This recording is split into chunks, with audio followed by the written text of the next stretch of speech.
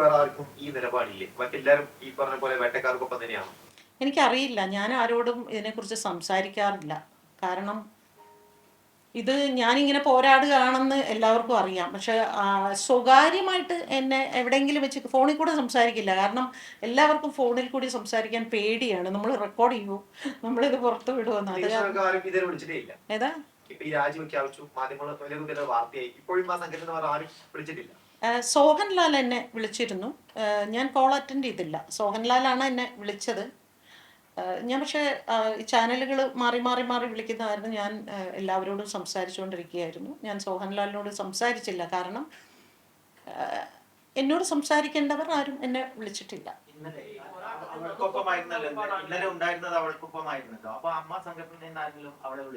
ഇല്ല ഇല്ല ഇല്ല ഇല്ല ഇല്ല, ആരും വിളിച്ചില്ല. അവളെ വിളിച്ചത് സംയുക്ത വർമ്മ, മഞ്ജു വാര്യർ, WCCയിലെ ചില മെമ്പേഴ്സ്, അവരൊക്കെയാണ് അവളെ വിളിച്ചത്. ഇല്ല ഇല്ല ഇല്ല, ആരും വിളിച്ചില്ല.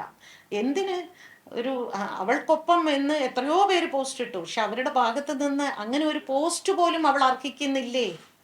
സംഘടനയുടെ ഭാഗത്ത് നിന്ന് അവൾക്കൊപ്പം എന്ന് പറഞ്ഞാൽ അത് അവനോടൊപ്പം അല്ല എന്ന അർത്ഥം അയാൾക്ക് ഉണ്ടായാലോ എന്നൊരു ഭയമുണ്ടല്ലോ.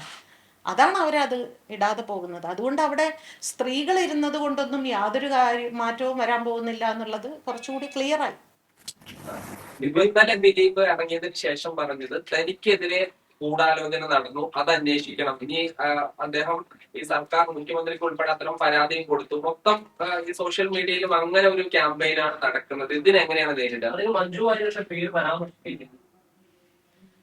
ഇന്നലെ രാവിലെ പോകുമ്പോൾ നമ്മൾ വിഷ്വൽ കണ്ടു. നല്ല ഭയത്തോടു കൂടെ ഉള്ളിൽ പോകുന്നുണ്ടായിരുന്നു. പുറത്ത് വന്നപ്പോൾ വളരെ കോൺഫിഡൻസോടു കൂടി പുറത്തേക്ക് വന്ന് അപ്പോഴാണ് നിങ്ങൾ മാധ്യമങ്ങളെ അദ്ദേഹം അഭിമുഖീകരിക്കുന്നത്. അതേ സമയത്ത് എനിക്ക് തോന്നിയ ഒരു വിചിത്രമായ കാര്യം, പോകുന്നതിന് മുമ്പ് തന്നെ എന്തോ പ്രസ് മീറ്റൊക്കെ അറേഞ്ച് ചെയ്ത് വെച്ചിട്ട് പോയ പോലെ തോന്നി.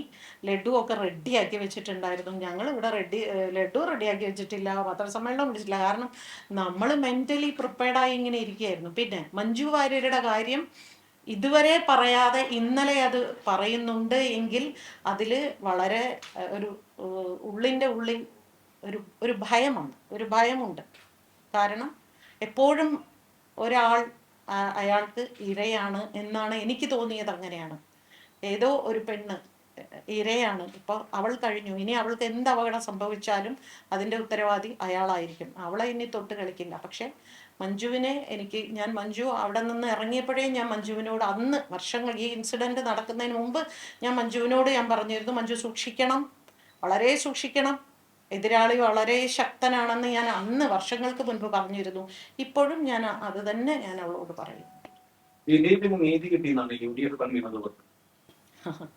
ഞാൻ രാവിലെ അദ്ദേഹത്തിന് ഒരു പോസ്റ്റ് ഇട്ടിട്ടുണ്ട്.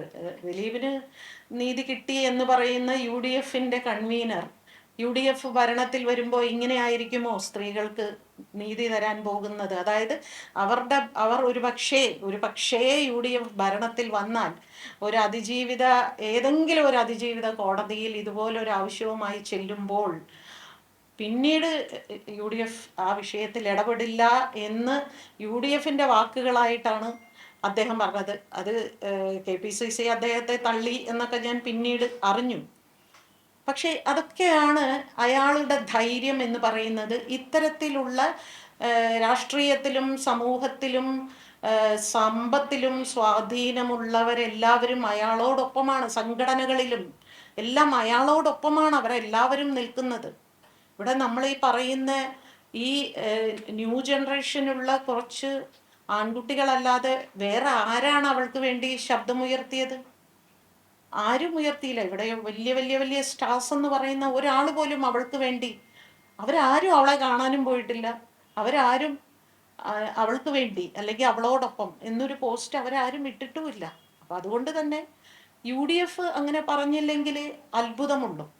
നമ്മളിപ്പോൾ അങ്ങേയറ്റ സമൂഹവും മാധ്യമങ്ങളും കത്തിച്ചപ്പോഴാണ് മാങ്കൂട്ടത്തിൻ്റെ വിഷയത്തിൽ പോലും ഒടുവിൽ പാർട്ടി അങ്ങനെ ഒരു തീരുമാനമെടുത്തത്. അതിൻ്റെ എനിക്ക് വലിയ അത്ഭുതം തോന്നുന്നില്ല. പക്ഷെ അത് വളരെ ദയനീയമാണ്. അങ്ങനെ ഒരു ജനപ്രതിനിധിയൊക്കെ അങ്ങനെ അഭിപ്രായം പറയുക എന്ന് പറയുന്നത് ശുദ്ധ വിവരമില്ലായ്മയും അതിനോടൊപ്പം ഞങ്ങൾ എപ്പോഴും വേട്ടക്കാരോടൊപ്പമാണെന്ന് പറയുന്നതിന് തുല്യം തന്നെ. അതൊരു നാക്കുമുഴയല്ല, വിശദമായിട്ട് കൂടെ പറയാം. അതെ അതെ അതെ അതെ അത് വെറുതെ അങ്ങനെ അയ്യോ ഞാൻ അറിയാതെ പറഞ്ഞു പോയത് അങ്ങനെയല്ല. അത് വളരെ ഡീറ്റെയിൽ ആയിട്ട് അയാൾ എൻ്റെ സുഹൃത്താണ്. വളരെ വർഷം എനിക്ക് ആ കുട്ടിയെ പരിചയമൊന്നുമില്ല. ആ കുട്ടിക്ക് സംഭവിച്ചതിൽ എനിക്ക് വിഷമമുണ്ട്. അതൊക്കെ ശരിയാണെങ്കിലും അയാൾ എൻ്റെ സുഹൃത്താണെന്ന് പറയുമ്പോൾ വ്യക്തമായ ബോധ്യത്തോടു കൂടിയാണ് അദ്ദേഹം പറയുന്നത്. അപ്പോൾ ഇതിലൊക്കെ അദ്ദേഹത്തിൻ്റെയൊക്കെ എന്തെല്ലാം തരത്തിലുള്ള ഇടപെടലുകൾ ഈ കേസിൽ ഉണ്ടായിട്ടുണ്ട് എന്ന് കൂടെ നമ്മൾ പരിശോധിക്കണം, നമ്മൾ ചിന്തിക്കണം.